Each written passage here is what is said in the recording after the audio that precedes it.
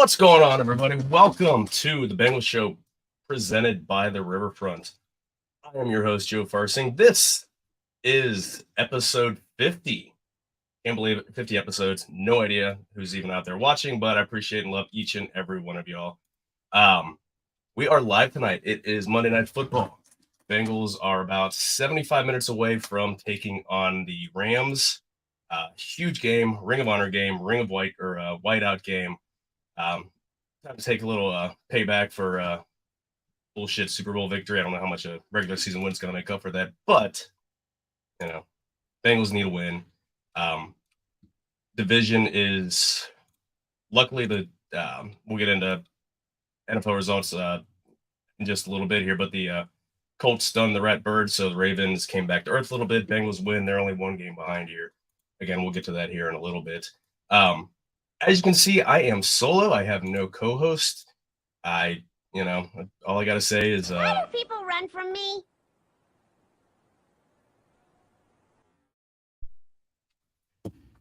Ralph Wiggum. I don't know why people run from me, but, it's all good. And I still have a cough from, about 4 weeks. So outside of that, as always, subscribe to our YouTube channel, youtube.com, Riverfront Cincy. We are giving away tickets to the October 15th game versus the Seahawks. This is pretty much probably your last chance. We'll be giving them away on our show later on this week. And again, just need to subscribe and have your name pop up, and I will draw and pick out a winner. Follow our family, YouTube or on Patreon, patreon.com/RiverfrontCincy. Join the awesome Slack channel. We have literally channels for everything. We talk Reds, Bengals, Bearcats, Xavier, college football in general, the other football, movies. You want to see how many times I can drop an F-bomb in print? That's the place to see it. Again, as little as $2 a month, you can join, have a blast. And for those that are in our Patreon family right now, you can go on to the Slack channel and click on the link and jump in live with me if you guys want to see your face on TV, ask a question, chat. Otherwise, I'll just do this solo by myself for as long as I got something to talk about here. So before we get going, we do have to thank our good friends over at SeatGeek. Our good friends. Use our code Riverfront. There we go. Use our code Riverfront, $20 off your first SeatGeek order. They are the easiest to use app and secondhand ticketing platform. Every ticket is rated by how good of a value it is. You pull up a map, pick the ticket you want to see. If it's in green, then it's a good deal. If it's red, let it go. So screw it. Someone's trying to take advantage of you and buy another ticket here. So Joey Dudes pops in. Hey, homie, had to pop in and say hi. I got supper and stuff, but you're listening. You gotta come in here and chat with me. Click on the link, Joey. I'll be on here for a little while. So, but hello to everyone. We got a handful of people watching. Again, pop in, say hi. Just pop a comment in on the chats. The most important bit of news: Joe Burrow is going to go. He is active tonight. It's kind of been hinted all day long that he was going to go. The Bengals did activate third quarterback Reed Sinnett, who they just signed to the practice squad that was with him all training camp. They did elevate him just in case Burrows isn't able to go. Jake Browning has a backup. People started to freak out a little bit when they saw that, but that you need a third quarterback to go in this game just in case something happens and he tweaks it, and he's got to sit out the rest of the game. Other awesome bit of good news: Joe Osai is ready to go. More push off the edge, and again, you've got an older, more immobile quarterback in Matthew Stafford, so the more juice you can get. Bengals pass rush has unfortunately been kind of weak this first handful of games in the season. More juice from him. Maybe they can get Miles Murphy going as well. So now that he's hopefully maybe use him in a bring him inside on pass rush downs with now that Osai is going to be able to man the outside. Herb Smith is down.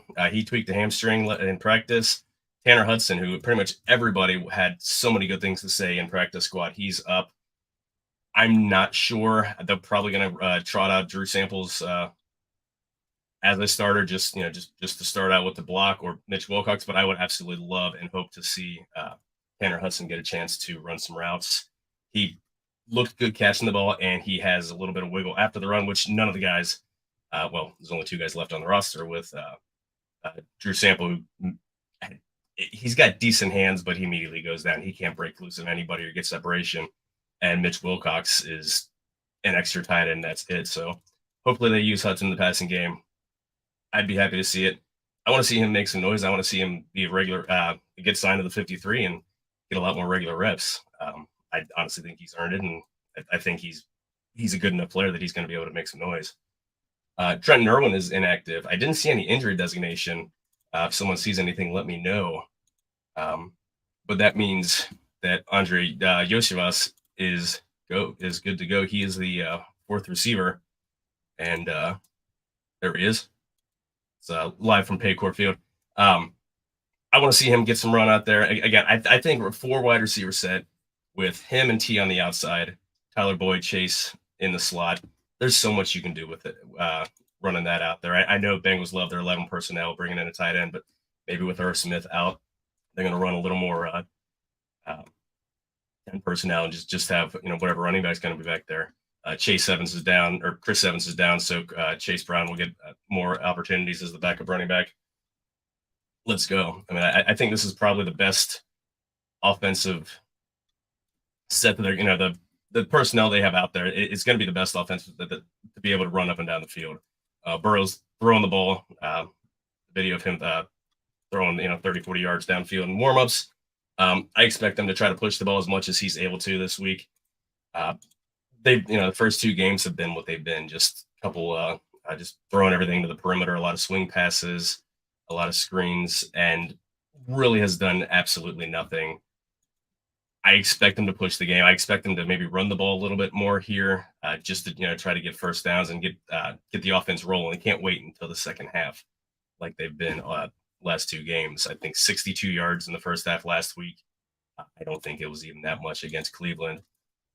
Burrow was looking like Joe Burrow in the second half last week versus the Ravens. Again, take away the interception that he had, and even with that, looking at it from the all 22, it's not as bad of a pick as what it looked like on regular the game footage. It was just a good play by safety, and outside of that, Burrow was on target.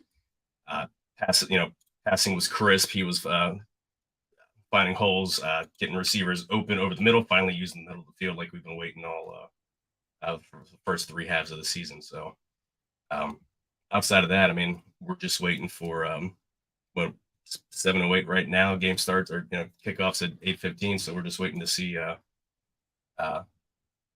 So waiting for the Eagles and Buccaneers to kick off here in a few minutes, but who cares about that one? Anyone here care about that? No? Okay, cool. Buccaneers suck. I have no idea how the Buccaneers are 2-0. They have Baker Mayfield quarterbacking, and I assume it's in Tampa, so chance, they're probably not going to get steamrolled, but I think the Eagles are going to win that one pretty easily. It's not going to be an entertaining game. I assume that 75% of people that flip on that game are going to flip over to the Bengals Rams come 8:15. So outside of that, what a crazy ass slate of games that was going on yesterday. Miami Dolphins absolutely steamrolled the Denver Broncos. I don't think Broncos country is riding. I think they're broken down. I think the horse has been shot and sent to Elmer's glue factory. You don't win by 50 points in the NFL. You don't put up 70. I mean, they put up 10 touchdowns. They had 2 running backs put up 4 scores. Raheem Mostert and Devon Achane put up 4 touchdowns each. Luckily, I had Achane sitting on my bench. He put up 51 points for my fantasy team on the bench, which does me a whole hell of a lot of nothing, but I'm still winning comfortably. So I'm sure everyone loves to hear about my fantasy team because everyone wants to hear how everyone's fantasy team, and they want to hear about what guys are picking up off the waiver, right? Right. Again, there's just a lot of weird games. The Texans absolutely thumped the Jaguars, 37-17. And Jaguars, it was everyone thought that they were just going to cakewalk through that division, and maybe they will. It's only the 3rd week. They don't look great, but the Texans absolutely took them behind the woodshed, 37-17. I mean, that's a three possession game. Lawrence doesn't look right. I don't know. I mean, they got Calvin Ridley. They supposedly have this awesome high tempo offensive core, and they can't get going. The defense doesn't look great. So is that division up? Up for grabs? I don't know. I mean, the Colts are like I said earlier at the jump. The Colts beat the Ravens at the gun in overtime. Colts are 2-1 now, so I still think it's the Jags division to lose. Colts still. I mean, Anthony Richardson's gonna come back and he's gonna be exciting, but he's still a rookie quarterback. CJ Stroud's still a rookie quarterback, not CJ Stroud. Yeah, Stroud. In Houston, he's a rookie quarterback. He's gonna make mistakes, and it's Jags are probably gonna win that division going away, but they're not making it easy on him. So, another breaking news: Mac Jones is still a dirty piece of shit. He's kicked several people in the crotch in games before. He tried to trip one of the Bengals last year on I think it was a fumble return going down the sideline. Somehow never gets fined. Yesterday, Sauce Gardner, who Cincinnati beloved former Bearcat, best cornerback in the league after 20 games in his career, and he's probably second best cornerback in the entire league. Mac Jones got up and punched him in the balls because that's what dirty pieces of shit do. It's one of those, like, there's video. It's not very clear, but it's clear that he makes a move to him and then Sauce immediately shoves him away. He needs to get fined. He needs to get suspended. Something's going to happen. Otherwise, somebody from one of the other teams it's just absolutely going to haul off and just beat the holy shit out of him. They're going to rip his helmet off and start beating him with it like Myles Garrett did to Mason Rudolph. Aaron Donald tried to do to the entire Bengals offensive line last year in the preseason when they had the joint practices. I think he gets a lot of leeway because Bill Belichick is still, and the Patriots are still kind of a favored son team around the league. They really need to knock that off because that's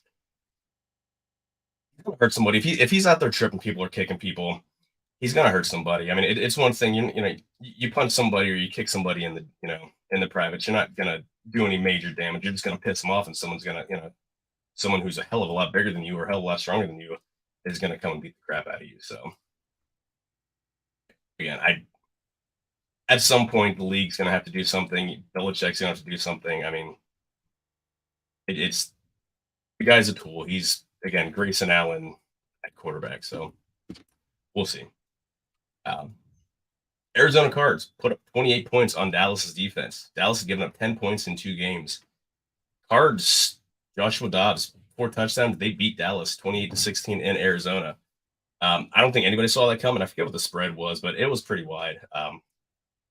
Pretty much, I'm sure everybody is kicking themselves for taking Dallas with the points, but I think Dallas will be fine. It was just a letdown game, but everyone's saying all these teams are tanking. They're trying to get Caleb Williams. You can't tank in the NFL. I mean, the Bengals were supposed to tank in 2020 or 2019 to get Burrow. The Dolphins were supposed to tank that year. That stuff doesn't happen. There's too many guys out there playing for contracts. Yes, as always, fuck the Patriots. Evergreen comment, Joey. Again, you got these players out there that they're playing for the next contract. They're playing for it's a brand new coach that came in. They're trying to show this coach that they're going to be a piece on the next contending team that they have. Or some of the guys like Joshua Dobbs, he's trying to put tape out there for whatever team that he ends up on next year. You can't not play your hardest. You can say what you want about coaches. Maybe they're putting out a non-competitive team, not putting their team in the best position, but the players out there, people get mad. I know last year, Texans fans were pissed because they lost out on the chance for the first draft pick last year. Our good buddy Carlos Guerrero was very pissed about that. But you're going to tell players like, "Hey, you don't care. Like, we don't care that you're trying to bust your ass and actually win because you have pride and that's this is your job. We're mad at you because you won. You're supposed to lose." I find it hilarious. It was funny when the Bengals were, in position to get the first draft pick, and it was the Bengals and Dolphins, like the craziest game I've ever watched. When the Bengals scored 20 points, send the game to overtime, and still end up losing. Like, again, Bengals are supposed to lose that game. They're supposed to lose out so they can get draft Joe Burrow. And Andy Dalton's out there busting his ass because he wants to contract with his next team.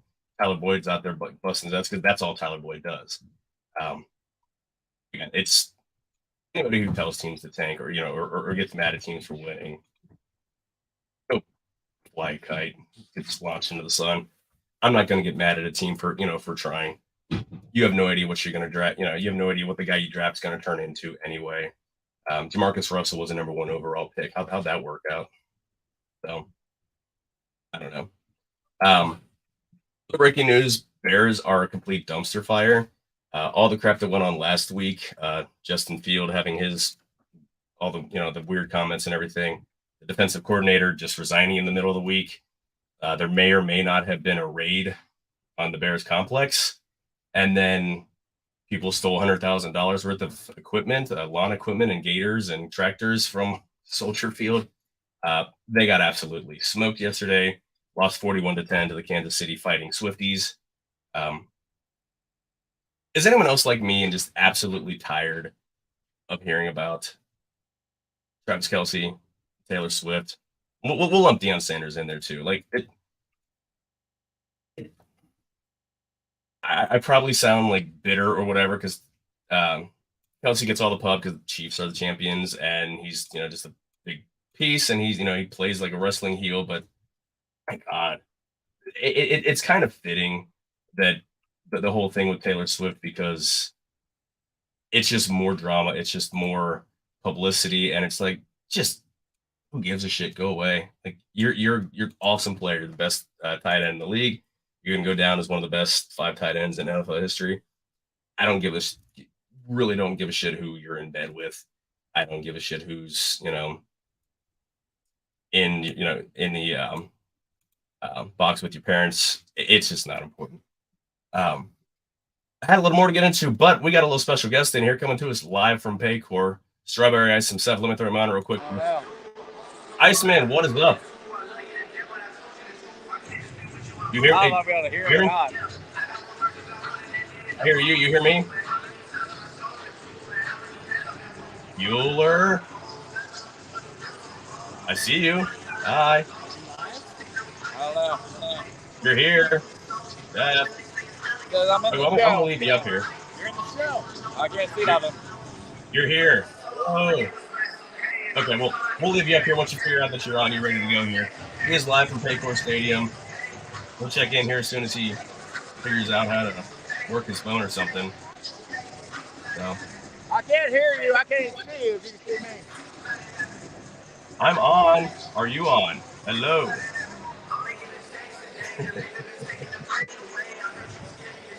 Let me beauty of live oh, and he's gone. I'm gonna text him real quickly here and try to figure out what's going on here. Anyway, other action, Seattle played Panthers. Andy Dalton went. Andy Dalton absolutely balled out. 361 yards, 2 touchdowns. That man is guaranteed to get a start no matter where he goes. Cowboys, Saints, Bears. He's going to start. He's going to put up yards. I still love that guy. How can you not like him? I don't think he'd ever want to do it because how are you going to come be a backup to the guy that replaced you? But I would love for him to make it back to the Bengals and back up Joe Burrow. Maybe next year, whatever. God knows the Bengals are going to be in the market for a backup. It was Jake Browning, isn't it? Reed Sinnett, isn't it? And AJ McCarron's corpse somehow made its way back to Cincinnati off of the fun ride of USFL and the St. Louis Battlehawks. Whatever. I don't know. I don't care. Whatever. He's back. Actually, that happened after we were on here last week. So yeah, Bengals signed him to the practice squad. So he's back. They got him because he's someone who at least has NFL experience, unlike Browning and Reed Sinnett. So someone just to help out. I don't know if I'm not sure what he's going to provide that Sinnett can't at this point. At least Sinnett's been around for a while, and maybe he's there to replace Sinnett on the practice squad just as someone who's a little more reliable. Everyone loves him. He was either Jeremy Hill fumble away or multiple personal foul penalties in the meltdown. right, almost brought the Bengals to the first playoff win in 2015. So he's very well liked around here. I mean, there were people that wanted him to take over a starting job over Andy Dalton, which was kind of ridiculous. But still, he's back in the fold. So yeah, I wonder if Brent Musburger is wondering where his wife is. So excuse me. Sorry, you guys get to watch me try to send a text message to Jeff. See if he can come back on here, give us a little bit of a insight of what it looks like, how the crowd is, and be awesome to absolutely awesome to be down there to watch the Ring of Honor to see Chad Johnson and Boomer uh, get inducted in the Ring of Honor, and then just again primetime games. I had season tickets for a handful of years, and those were just the absolute biggest, like just the most fun. All the anticipation you've got all day, and just the build up. You get down there, you're tailgating, and just for the game to get going, and just how built up everything is. And those are just the best. I mean, it's like Nip at night. We were at Nippert last week for a primetime game, college atmosphere versus NFL atmosphere. But those games are so cool. I need to make it down to one of the Ring of Honor games. Plus, when they're doing the whiteouts, that it just looks so cool with the white jerseys, white helmets, painting the logo and everything white and black. So hopefully he can get back in here for too long. I'm not going to be going here too much longer, but just get a live look of how jacked up the crowd is, as we're still a good almost hour away from kickoff. Again, second thoughts on the game. I know on Thursday's show, I said Bengals 21-17. I'm still thinking that's probably where it's going to end up. I don't think Puka Nacua is going to put up another 15 catches. Their offense is kind of limited. They don't have a very good running game. I think if the Bengals can have a decent game with the defensive line, Trey Hendrickson obviously doing his thing and keeping his pass rush win rate up. Again, getting Joseph Osai back is huge. I really think the Bengals are going to be able to disrupt Stafford. It's one of the games it's not as big of a huge deal if they don't get a ton of pass rush up the middle, because Stafford isn't one who's really going to escape out of the pocket. So again, if I'm wrong on it, I think the Bengals are going to win by more. Again, they're not a good running team. Kyron Williams, they averages three some odd yards a carry. They got getting rid of Cam Akers is gone, so they're a pretty one-dimensional team. Their defense is still pretty good because you still have Aaron Donald, who's, even though he's been in the league for a while, he's still at an all-pro level. But this is the best offensive line, even with a Burrow who's as hobbled and immobile, as you'll ever see him as he's ever been. The offensive line is still the best offensive line they put in front of him, and I think they'll be able to keep time for him. They don't have a dominant edge, they don't have Von Miller. They don't have Myles Garrett, TJ Watt. They don't have that absolute dominant outside pass rush edge that those are the guys that kill the Bengals, and they don't have that guy. So I think even a hobbled Burrow, so long as he doesn't re-aggravate something, I think he's going to have a really good game passing the ball, maybe 300 yards, 2-3 touchdowns.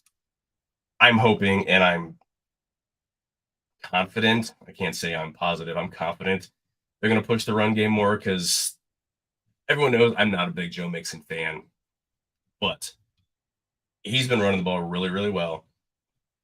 They haven't used him enough.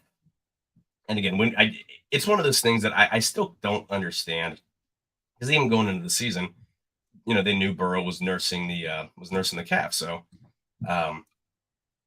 you'd figure that they'd want to push the run game a little bit more, just especially against the Browns when they've got such a dynamic pass rush, just to keep them off the on their back heel a little bit. But they haven't, and he's got 13 carries each game. I hope to see him get maybe 20 carries. If not him get 20 carries, then at least run the ball 25 times between him, Chase Brown, do some end around stuff with whomever. I want to see Chase lined up in the backfield, because you can run so many different things if you move him around the formation. If the Rams can scheme Puka Nacua up, Bengals need to be able to scheme Jamar Chase, T. Higgins open, and that's what's frustrating. But I think, again, they've had a long week. They've had 2 weeks to try to figure out. Weren't sure if Burrow was going to be able to go, so you know that they're going to have something a little bit more flavorful, shall we say, in the game plan. Not just going to be able to go out there just 3-step drops, 45 times and expect to win. So, again, I don't, still saying Bengals 21-17, but I wouldn't be surprised if it were 31-17, something like that. Outside of that, that's pretty much all I got for you guys tonight. Sorry it's so short. Sorry you're stuck with me and me alone and my scratchy voice. I'm never going to have a full voice ever again, apparently. We're going on 4 weeks of either, I don't know if I've got tuberculosis, COVID, strep, sinus infection. I don't know. I'm dying of something, and I think I sound like shit. But anyway, it's almost game time. It's time for the Bengals to get back into the playoff race, get themselves back in position to go here. Houday, guys, we'll be back here. We'll record Wednesday. Have our regular show out Thursday with a rundown of how this game went and a preview of next week's game. So outside of that, everyone else, appreciate CMK. Yeah, appreciate coming in and watching for a little bit and making and commenting. Again, like I said, I wish I had a little more for you, but outside of that, everyone take care now.